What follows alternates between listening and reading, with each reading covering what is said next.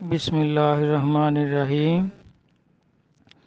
آج حضرت علی علیہ السلام اور معاویہ رضی اللہ عنہ کے بارے میں جو نبی علیہ الصلوۃ والسلام نے احادیث مبارکہ میں فرمایا ہے ان کے بارے میں عرض کر رہا ہوں۔ تو پہلے حضرت علی علیہ السلام کے مناقبات ہیں جو سرکار نے نبی علیہ الصلوۃ والسلام نے ان کے بارے میں فرمایا وہ میں عرض کرتا ہوں۔ یہ ہے ترمذی شریف جلد دوم، حدیث نمبر 3492۔ حضرت ابو سری زید بن ارقم دونوں کے بارے میں یہ روایت بیان کرتے ہیں کہ نبی علیہ الصلوۃ والسلام نے فرمایا جس کا میں مولا ہوں اس کا علی بھی مولا ہے، یعنی حضور ساری امت کے مولا ہیں تو علی علیہ السلام بھی ساری امت کے مولا ہیں۔ دوسری حدیث پاک ہے، حضرت ابو سعید خدری رضی اللہ عنہ فرماتے ہیں ہم انصار لوگ منافقین کو ان کے حضرت علی علیہ السلام سے بغض کرنے کی وجہ سے پہچانتے تھے، یعنی جس کو حضرت علی سے بغض ہوتا تھا تو ابو سعید خدری فرماتے ہیں کہ ہم جان جاتے تھے کہ یہ منافق ہے۔ آگے حضرت ام سلمہ رضی اللہ عنہا فرماتی ہیں کہ رسول کریم صلی اللہ علیہ وآلہ وسلم نے فرمایا منافقین علی سے محبت نہیں کر سکتے اور کوئی مومن علی سے بغض نہیں رکھ سکتا۔ حضرت بریدہ رضی اللہ عنہ کہتے ہیں کہ رسول اللہ صلی اللہ علیہ وسلم نے فرمایا اللہ تعالیٰ نے مجھے 4 آدمیوں سے محبت کرنے کا حکم دیا، فرمایا کہ اللہ بھی ان سے محبت کرتے ہیں۔ آپ سے پوچھا گیا ہمیں بتائیے کہ وہ کون ہیں؟ آپ صلی اللہ علیہ وسلم نے 3 مرتبہ فرمایا کہ علی علی علی بھی انہی میں سے ہیں، اور ابوذر، مقداد اور سلمان فارسی رضی اللہ عنہ۔ حضرت حبشی بن جنادہ کہتے ہیں کہ رسول اللہ صلی اللہ علیہ وسلم نے فرمایا علی مجھ سے ہے اور میں علی سے ہوں۔ آگے حضرت ابن عمر رضی اللہ عنہ فرماتے ہیں کہ جب نبی کریم صلی اللہ علیہ وسلم نے انصار و مہاجرین کے درمیان اخوت قائم کی تو علی علیہ السلام روتے ہوئے آئے اور عرض کیا یا رسول اللہ صلی اللہ علیہ وآلہ وسلم آپ نے صحابہ میں بھائی چارہ قائم کیا لیکن مجھے کسی کا بھائی نہیں بنایا۔ آپ نے فرمایا تم دنیا و آخرت میں میرے بھائی ہو۔ حضرت انس بن مالک رضی اللہ عنہ فرماتے ہیں کہ ایک مرتبہ حضرت صلی اللہ علیہ وسلم کے پاس ایک پرندے کا گوشت تھا، یعنی پکا ہوا گوشت۔ آپ صلی اللہ علیہ وسلم نے دعا کی کہ یا اللہ اپنی مخلوق میں سے محبوب ترین شخص جو تجھے سب سے پیارا ہے اس کو میرے پاس بھیج تاکہ میرے ساتھ اس پرندے کا گوشت کھا سکے۔ چنانچہ حضرت علی علیہ السلام آئے اور آپ کے ساتھ کھانا کھایا، یعنی اللہ تبارک تعالیٰ کو اس وقت اپنی مخلوق میں سے سب سے پیارے جو تھے، محبوب ترین جو تھے وہ علی علیہ السلام تھے۔ تو حضرت علی کہتے ہیں کہ رسول خدا صلی اللہ علیہ وسلم نے فرمایا میں علم کا شہر ہوں اور علی اس کا دروازہ ہے۔ حضرت سعد بن ابی وقاص رضی اللہ عنہ فرماتے ہیں کہ معاویہ نے سعد سے پوچھا کہ تم ابو تراب یعنی علی علیہ السلام کو برا کیوں نہیں کہتے؟ تو آپ نے فرمایا جب تک مجھے رسول اللہ صلی اللہ علیہ وسلم کی یہ 3 باتیں یاد ہیں میں انہیں کبھی برا نہیں کہوں گا، اور ان تینوں میں سے ایک کا میرے لیے ہونا میرے نزدیک سرخ اونٹوں سے بہتر ہے۔ چنانچہ رسول اللہ صلی اللہ علیہ وآلہ وسلم نے علی علیہ السلام کو کسی جنگ میں جاتے ہوئے چھوڑ دیا۔ علی علیہ السلام کہنے لگے یا رسول اللہ صلی اللہ علیہ وآلہ وسلم، کیا آپ مجھے عورتوں اور بچوں کے ساتھ چھوڑ کر جا رہے ہیں؟ یعنی کیا میں اس جہاد میں شریک ہونے کا بھی اہل نہیں؟ آپ نے فرمایا، کیا تم اس مقام پر فائز نہیں ہونا چاہتے جس پر موسیٰ علیہ السلام نے ہارون علیہ السلام کو مقرر کیا تھا؟ فرق صرف اتنا ہے کہ وہ نبی تھے اور میرے بعد کوئی نبی نہیں۔ دوسری چیز یہ کہ جنگ خیبر کے موقع پر حضرت صلی اللہ علیہ وسلم نے فرمایا، آج میں جھنڈا ایسے شخص کے ہاتھ میں دوں گا جو اللہ اور اس کے رسول سے محبت کرتا ہے اور اللہ اور اس کا رسول اس سے محبت کرتے ہیں۔ حضرت سعد رضی اللہ عنہ فرماتے ہیں کہ ہم سب چاہتے تھے کہ آج جھنڈا ہمیں دیا جائے، لیکن آپ صلی اللہ علیہ وآلہ وسلم نے علی علیہ السلام کو بلوایا اور وہ حاضر ہوئے تو ان کی آنکھیں دکھ رہی تھی۔ آپ نے ان کی آنکھ میں لعاب ڈالا اور جھنڈا انہیں دے دیا۔ پھر اللہ تعالیٰ نے انہی کے ہاتھ پر فتح نصیب فرمائی۔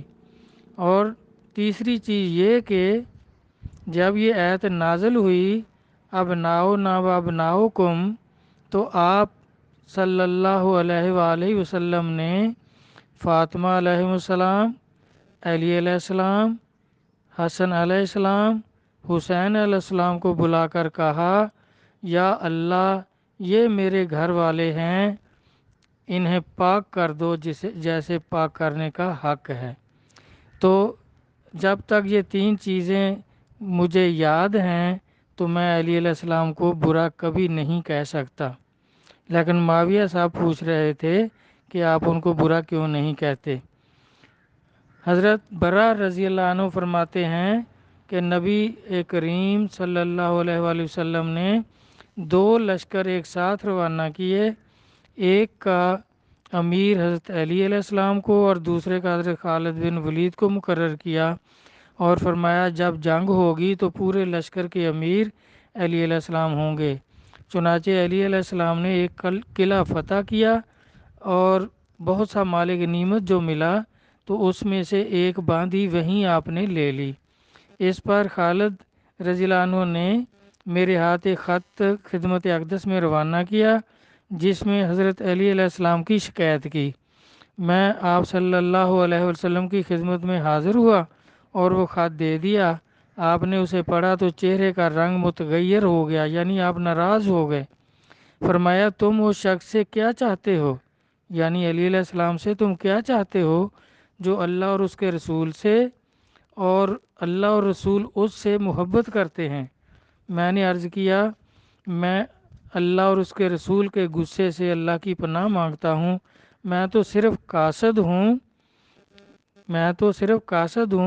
اس پر آپ خاموش ہو گئے۔ تو حضرت سعد بن ابی وقاص کہتے ہیں کہ نبی کریم صلی اللہ علیہ وسلم نے حضرت علی سے فرمایا، تم میرے لیے اسی طرح ہو جس طرح موسیٰ علیہ السلام کے لیے ہارون علیہ السلام تھے۔ فرق یہ ہے کہ وہ دونوں نبی تھے اور مجھ پر نبوت ختم ہو چکی ہے۔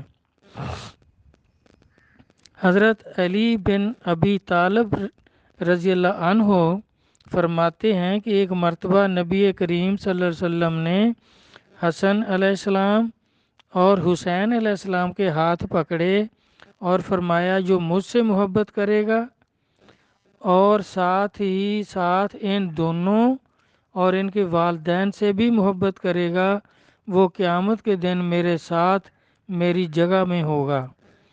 حضرت ابن عباس فرماتے ہیں کہ اسلام میں سب سے پہلے علی علیہ السلام نے نماز پڑھی کہ پیر کے دن نبی علیہ السلام نے اعلان نبوت فرمایا اور منگل کو حضرت علی علیہ السلام نے نماز پڑھی۔ آپ 8 سال کی عمر میں مسلمان ہوئے تھے۔ حضرت علی فرماتے ہیں کہ نبی اکرم صلی اللہ علیہ وسلم جو نبی امی تھے انہوں نے مجھ سے فرمایا کہ مومن ہی تجھ سے محبت کرے گا اور منافق تجھ سے بغض رکھے گا۔ حضرت عطیہ فرماتی ہیں کہ نبی کریم صلی اللہ علیہ وسلم نے ایک لشکر بھیجا، اس میں علی علیہ السلام بھی تھے۔ میں نے حضرت صلی اللہ علیہ وسلم کو دیکھا کہ آپ ہاتھ اٹھا کر یہ دعا کر رہے تھے کہ یا اللہ مجھے اس وقت تک موت نہ دینا جب تک علی علیہ السلام کو نہ دیکھ لوں۔ اب اس سے آگے جو ہے وہ امیر معاویہ رضی اللہ عنہ کے بارے میں جو احادیث ہیں وہ عرض کرتے ہیں۔ حضرت عبد الرحمن بن ابی عمیرہ فرماتے ہیں کہ رسول اللہ صلی اللہ علیہ وآلہ وسلم نے معاویہ کے لیے دعا کی کہ یا اللہ اسے ہدایت دے، ہدایت یافتہ بنا اور اس کے ذریعے لوگوں کو ہدایت دینا۔ دوسری حدیث ہے، یہ بھی ترمذی شریف جلد دوم میں یہ دونوں احادیث درج ہیں۔ اس کے بعد بخاری شریف کی جو حدیث ہیں وہ بھی انشاءاللہ میں عرض کرتا ہوں۔ حضرت ابن عمر رضی اللہ عنہ کہتے ہیں کہ رسول اللہ صلی اللہ علیہ وسلم نے فرمایا قبیلہ ثقیف میں ایک کذاب اور ایک ہلاک کرنے والا ہے۔ تو حضرت عمران بن حسین فرماتے ہیں کہ رسول اللہ صلی اللہ علیہ وسلم وصال کے وقت تک 3 قبیلوں کو پسند نہیں کرتے تھے، ثقیف، بنو حنیفہ اور بنو امیہ۔ ان 3 قبیلوں کو سرکار پسند نہیں فرماتے تھے، ان سے ناراض تھے۔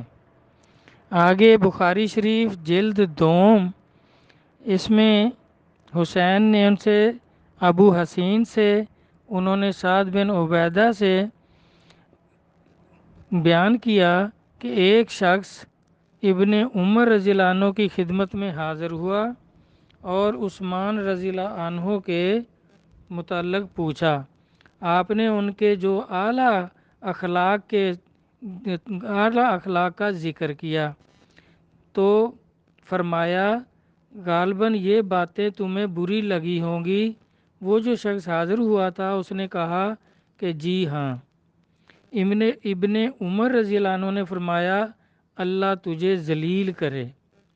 پھر اس نے علی علیہ السلام کے متعلق پوچھا اور ان کے بھی آپ نے اعلیٰ طور طریقہ اور اعلیٰ جو تھے اسوہ حسنہ ان کے بیان کیے، ان کی زندگی کے طور طریقے اور ان کی درجات اور شان بیان کی، اور فرمایا علی علیہ السلام کا گھرانہ جو تھا وہ نبی علیہ السلام کے خاندان کا نہایت عمدہ گھرانہ ہے، یعنی سارے خاندان میں سے حضور نبی کریم صلی اللہ علیہ وسلم کے سارے خاندان میں سے علی علیہ السلام کا جو خاندان ہے، جو گھرانہ ہے، وہ سب سے اعلیٰ ہے۔ پھر فرمایا یہ باتیں بھی تمہیں بری لگی ہوگی؟ اس نے کہا جی ہاں۔ ابن عمر رضی اللہ عنہ نے فرمایا خدا تجھے ذلیل کرے، جاؤ اور مر جاؤ، جو بگاڑنا چاہتے ہو ان کا بگاڑ لینا۔ تو یہ کون تھے؟ سب جان گئے ہوں گے، یہ بھی معاویہ رضی اللہ عنہ تھے۔ اگلی حدیث ہے، یہ بھی بخاری شریف جلد اول میں ہے۔ ابو سعید خدری رضی اللہ عنہ بیان کرتے ہیں کہ مجھ سے ابن عباس نے مجھ سے اور اپنے بیٹے علی سے کہا دونوں جا کر ابو سعید خدری کے پاس جاؤ اور ان کی حدیثیں سنو۔ ہم گئے تو وہ اپنے باغ کو درست کر رہے تھے۔ ہم کو دیکھ کر انہوں نے اپنی چادر لی اور گوٹ مار کر بیٹھے، پھر حدیث بیان کرنا شروع کی کہ مسجد نبوی کے بنانے کا ذکر آیا۔ کہنے لگے مسجد بنتے وقت ہم ایک ایک اینٹ اٹھا رہے تھے اور عمار 2 اینٹیں۔ حضرت صلی اللہ علیہ وسلم نے عمار کو دیکھا تو کہنے لگے کہ ان کے بدن سے پہلے مٹی جھاڑی اور فرمانے لگے ہائے افسوس عمار، تجھے باغی لوگ شہید کریں گے، یہ تو ان کو بہشت کی طرف بلائے گا اور وہ اس کو دوزخ کی طرف بلائیں گے، اور ابو سعید رضی اللہ عنہ نے کہا عمار کہا کرتے تھے میں فتنوں سے اللہ کی پناہ مانگتا ہوں۔ تو عمار بن یاسر جو ہیں اس کی تفسیر مفسرین لکھتے ہیں کہ عمار بن یاسر بڑے جلیل القدر صحابی اور حضرت صلی اللہ علیہ وسلم کے سچے جانثار تھے، جیسا کہ آپ نے فرمایا تھا ویسا ہی ہوا۔ عمار جنگ صفین میں حضرت علی علیہ السلام کی طرف تھے اور معاویہ رضی اللہ عنہ والوں کے ہاتھوں سے قتل ہوئے۔ تو حدیث سے صاف نکلتا ہے کہ حضرت علی علیہ السلام اس وقت برحق امام تھے اور معاویہ اور ان کا گروہ باغی تھے۔ عمار ان کو بہشت کی طرف بلاتے تھے، یعنی امام کی اطاعت کی طرف جو امام برحق تھے، اور وہ عمار کو دوزخ کی طرف کھینچتے تھے، یعنی امام برحق کی نافرمانی اور سرکشی کی طرف جو دوزخ میں جانے کا سبب ہے۔ تو اس طرح آگے ہے کہ معاویہ رضی اللہ عنہ کے مسلمان ہونے کا واقعہ جو ہے وہ تو نہ حدیث میں نہ تاریخ میں نہیں ملتا، وہ صرف اتنا ملتا ہے کہ یہ معاویہ رضی اللہ عنہ فتح مکہ کے بعد مسلمان ہوئے، اور ان کا جیسے مشہور معتبر بزرگ صحابہ کے جو واقعات ہیں، جیسے حضرت عمر رضی اللہ عنہ کا اسلام لانے کا واقعہ، صدیق اکبر رضی اللہ عنہ کا واقعہ، علی علیہ السلام کا مسلمان ہونے کا واقعہ، اس طرح جو کئی بزرگ صحابہ کے واقعات موجود ہیں، ان کا اس طرح واقعہ کوئی موجود نہیں ہے۔ اتنا ہی ہے کہ یہ فتح مکہ کے بعد مسلمان ہوئے، اور ان کے باپ کا بھی مختصر واقعہ ہے کہ جب مکہ سرکار تشریف لے آئے لشکر سمیت، تو یہ ابو سفیان جو تھے اس کے والد، یہ حضرت عباس رضی اللہ عنہ کے پاس گئے کہ مجھے سرکار سے پناہ لے دو، میں مسلمان ہوتا ہوں۔ تو وہ آپ کو اپنی چادر میں چھپا کر نبی علیہ الصلوۃ والسلام کی خدمت میں لے گئے، تو جا کر عرض کیا کہ یہ ابو سفیان ہے، مسلمان ہونا چاہتا ہے۔ تو پہلے تو آپ نے خفگی کا، ناراضگی کا اظہار کیا، تو پھر آپ نے فرمایا اچھا بتاؤ تمہارے بت سچے ہیں یا ہمارا اللہ سچا ہے؟ تو یہ کہنے لگا اگر ہمارے بت سچے ہوتے تو آج ہمیں یہ دن دیکھنا نہ پڑتا۔ پھر آپ نے فرمایا بتاؤ میں اللہ کا سچا رسول ہوں؟ تو کہنے لگا اس میں ابھی مجھے کوئی شک ہے۔ تو پھر باقی لکھتے ہیں یہ شاہ عبداللہ محدث دہلوی بھی اور احادیث مبارکہ لکھنے والے لوگ جو ہیں، راوی جو ہیں، وہ کہتے ہیں کہ یہ مؤلف القلوب میں شامل تھے، صحیح سچے مسلمانوں میں یہ نہیں تھے۔ اور معاویہ رضی اللہ عنہ بھی نہ تو عشرہ مبشرین میں ہیں، نہ اہل بدر میں، نہ اہل احد، نہ مہاجرین، نہ انصار، بلکہ جتنی بشارتیں قرآن و حدیث میں ہیں ان میں کسی میں بھی شامل نہیں۔ اور ان کے بارے کہتے ہیں جو زبانی لوگوں سے سنا ہے، مولویوں سے سنا ہے کہ یہ کاتب وحی تھے، تو مشکوٰۃ شریف میں ہے کہ انہوں نے کوئی وحی نہیں لکھی، سرکار کے کوئی چند خطوط انہوں نے لکھے ہیں، وحی بالکل نہیں لکھی۔ یہ بھی ایسے غلط افواہیں ہیں۔ تو اس طرح نبی علیہ الصلوۃ والسلام ان کے گھرانے سے آخری وقت تک بنو امیہ سے خوش نہیں تھے۔ تو یہ جو کچھ احادیث مبارکہ سے ملا ہے وہ میں نے عرض کر دیا ہے۔ اب تاریخ کے حوالہ جات جو ہیں وہ اگلے بیان میں انشاءاللہ علی علیہ السلام اور معاویہ کو تاریخ کی نظر میں جو کچھ ہے، جو کچھ طریق اسلام سے ملتا ہے اور حدیث مبارکہ کی روشنی میں جو تفسیر ملتی ہے وہ بھی عرض کر دیں گے، کیونکہ ان صحابہ کے بارے میں اپنی طرف سے کوئی لفظ نہیں کہنا چاہیے، اپنی رائے نہیں قائم کرنی چاہیے۔